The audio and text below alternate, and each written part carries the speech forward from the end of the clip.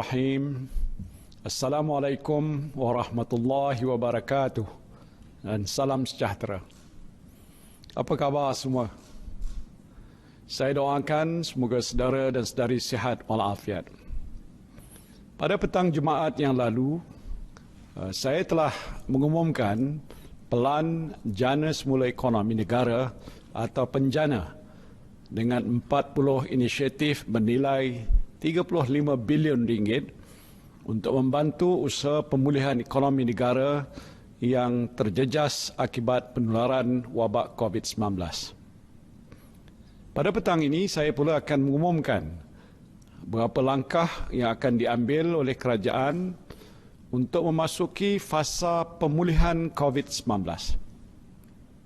Fasa pemulihan ini adalah sebahagian daripada exit strategi ataupun strategi keluar daripada Perintah Kawalan Pergerakan yang mula dilaksanakan pada 18 Mac 2020 diikuti dengan Perintah Kawalan Pergerakan Bersyarat sejak 4 Mei 2020. Alhamdulillah, sejak PKP dan PKPB dilaksanakan, kadar jangkitan COVID-19 di negara kita menunjukkan tren yang semakin menurun. Statistik Kementerian Kesihatan pula memperlihatkan kadar jangkitan dalam kalangan rakyat tempatan semakin rendah dan terkawal. Kebanyakan kes yang dicatatkan sejak kebelakangan ini adalah kes import dan kes-kes yang melibatkan pendatang asing tanpa izin di depo-depo tahanan imigresen. Kita bersyukur kerana tindakan pantas para petugas barisan hadapan telah berjaya membendung penurunan COVID-19 dalam kalangan tahanan di depo imigresen dan keadaan pada masa ini adalah terkawal.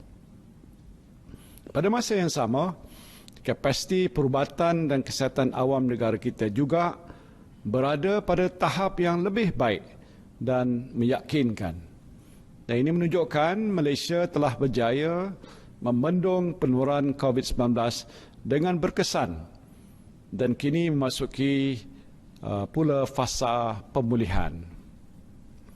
Saya nak mengucapkan syabas kepada para petugas barisan hadapan dan anda semua yang telah menyumbang kepada kerajaan untuk membendung wabak COVID-19. Kejayaan ini adalah kejayaan anda semua.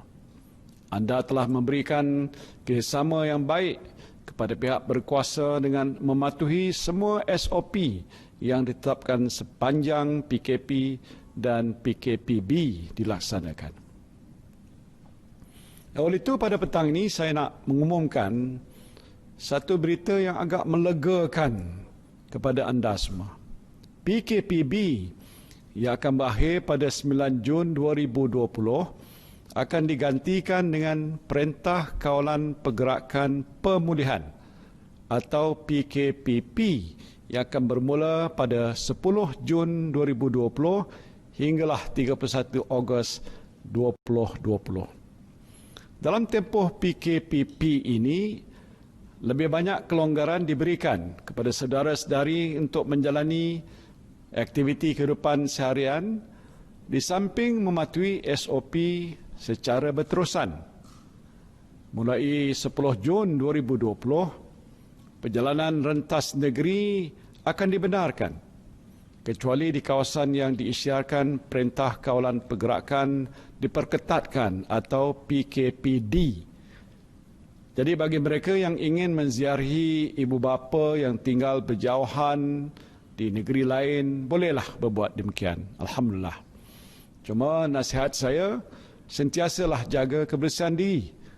Pakai pelitup muka apabila berada di tempat awam dan elakkan tempat yang sesak semasa pulang ke kampung.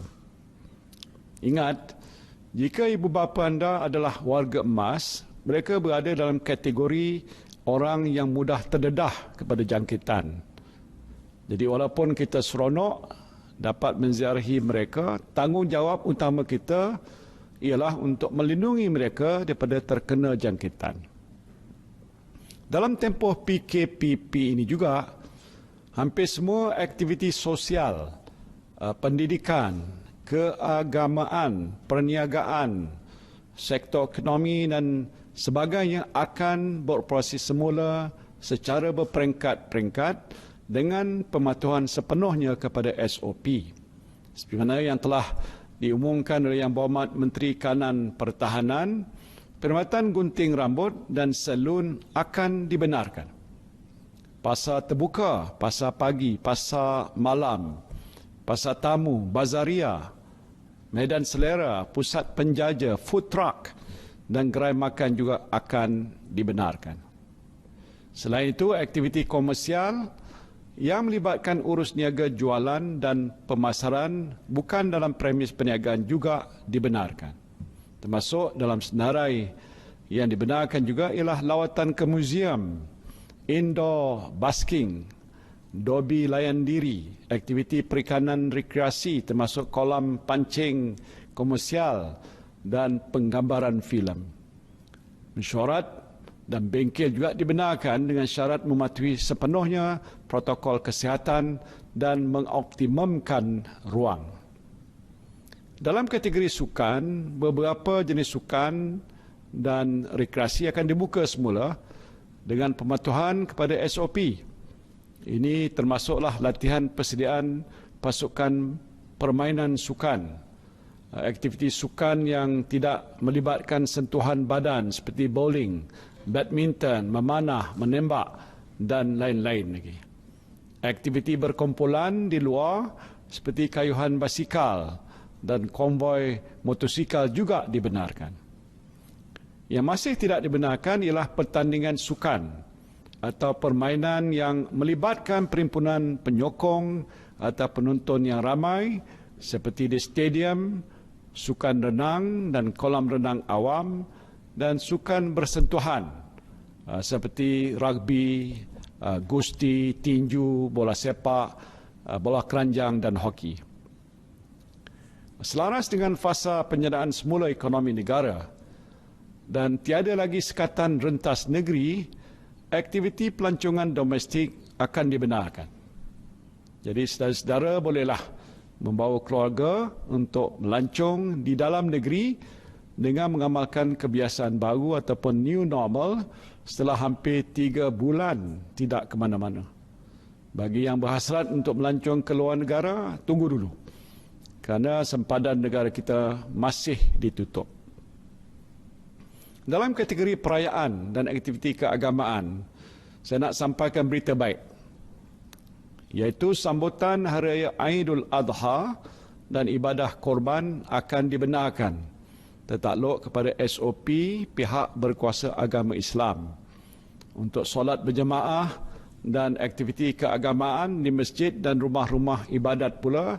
Kelonggaran untuk membenarkan lebih ramai jemaah hadir mengikut ruang keluasan masjid atau rumah ibadat sedang diperhalusi oleh kerajaan dan akan diumumkan sedikit masa lagi.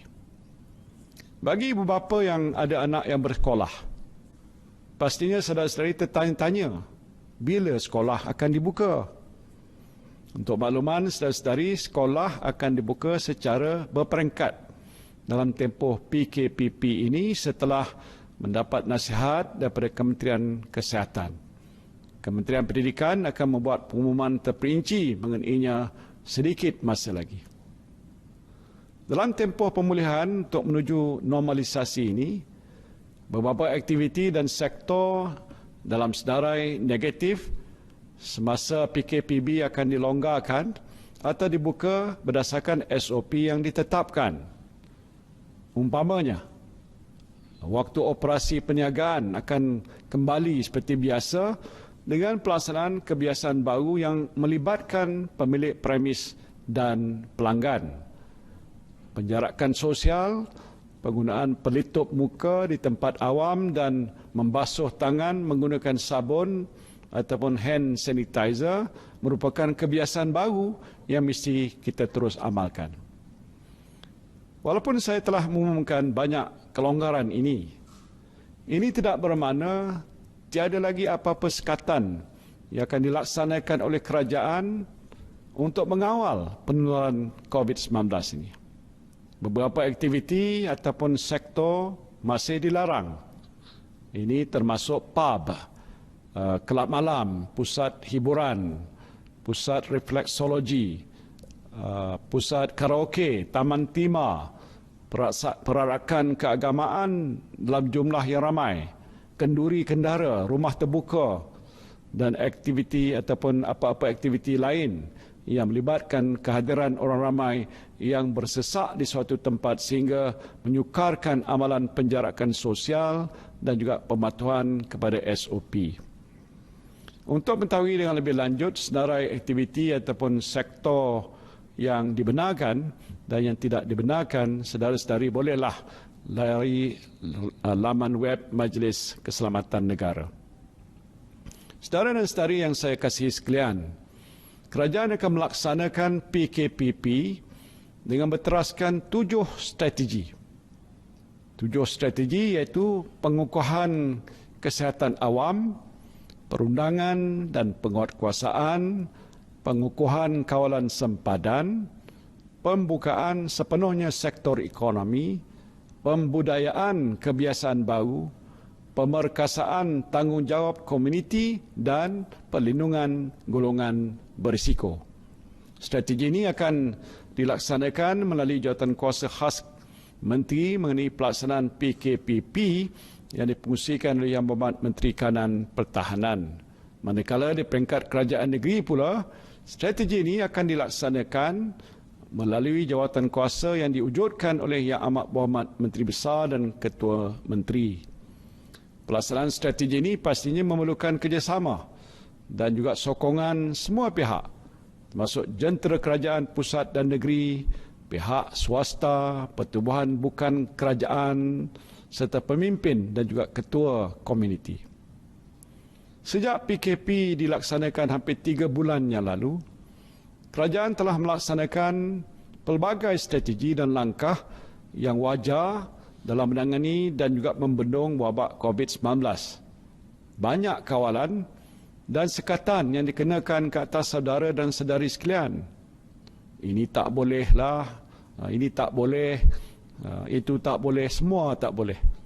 Namun, saya sedar kerajaan tidak boleh mengawal kehidupan saudara-saudari buat selama-lamanya untuk menghindari jangkitan wabak ini. Saya tahu saudara-saudari juga mahu menjalani kehidupan seperti biasa. Saudara-saudari ingin keluar bekerja, ingin berniaga, beriadah, lancung bersama-sama keluarga dan melakukan aktiviti-aktiviti lain dalam kehidupan seharian. Jadi kini tibalah masanya kerajaan memberikan lebih banyak kelonggaran pada saudara-saudari dengan syarat saudara-saudari mengambil tanggungjawab secara serius untuk mengamalkan kebiasaan baru kehidupan dan mematuhi semua SOP yang ditetapkan oleh kerajaan. Ini bermakna tanggungjawab untuk memastikan wabak COVID-19 kekal terkawal berada di tangan saudara dan saudari sekalian. Saya juga ingin menekankan kepentingan peranan pemimpin masyarakat, termasuk ketua kampung, ketua komuniti, pemimpin NGO dalam membendung penularan wabak ini dengan memastikan semua anggota masyarakat mematuhi SOP yang ditetapkan oleh kerajaan. Tidak kurang pentingnya ialah peranan majikan. Para majikan juga mestilah memastikan semua pekerja mematuhi SOP di tempat kerja. Jika saudara dan saudari semua terus berdisiplin dan beristiqamah, saya percaya Allah, insya-Allah, penularan wabak ini akan kekal terkawal dan kita akan memasuki fasa normalisasi selepas 31 Ogos 2020 sehinggalah vaksin untuk virus COVID-19 ini ditemui.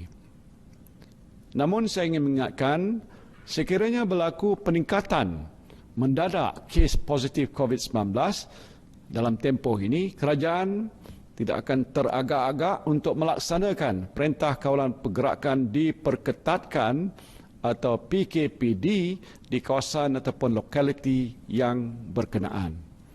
Saya harap kita semua sentiasa berdisiplin supaya peningkatan kes COVID-19 ini dapat kita elakkan.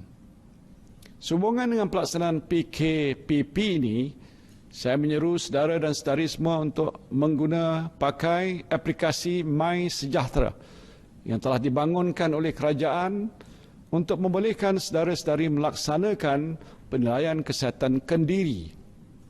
Aplikasi ini juga akan membolehkan Kementerian Kesihatan Malaysia mengambil tindakan yang cepat, tepat dan berkesan untuk mengenal pasti dan memaklumkan kontak rapat sekiranya berlaku kes jangkitan COVID-19 dalam masyarakat kita. Apa yang penting ialah kita semua mestilah bersedia untuk membudayakan kebiasaan baru ini dalam kehidupan kita. Ya, ada kalanya kita merasakan sedikit sukar untuk mengamalkannya, tetapi percayalah, setiap kesukaran itu akan disusuli dengan kesenangan. Seperti mana firman Allah Subhanahu wa taala dalam surah Al-Syarh ayat 4 dan 5, fa inna ma'al usri yusra, inna ma'al usri yusra. Yang bermaksud oleh itu, maka tetapkanlah kepercayaanmu bahawa sesungguhnya tiap-tiap kesukaran disertai kemudahan. Sekali lagi ditegaskan bahawa sesungguhnya tiap-tiap kesukaran disertai kemudahan. Akhirnya saya berdoa, semoga kesihatan dan kesejahteraan kita sentiasa terpelihara dan kita semua dapat menjalani kehidupan yang bahagia bersama keluarga dan orang-orang yang tersayang. Wabillahi taufiq wal hidayah. Assalamualaikum warahmatullahi wabarakatuh.